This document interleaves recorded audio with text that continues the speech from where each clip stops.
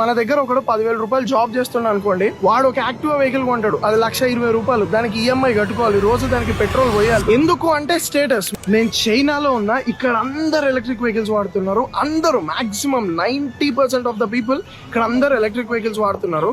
ఇండియాలో అందరూ status status status అని సస్తున్నారు.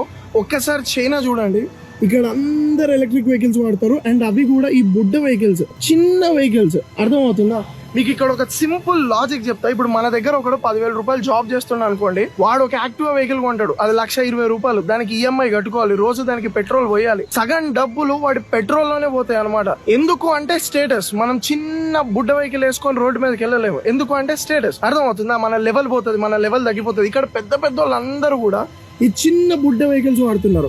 ఇక్కడ వాడు 10,000 రూపాయలు సంపాదించినా సరే దీని మెయింటెనెన్సే తక్కువ.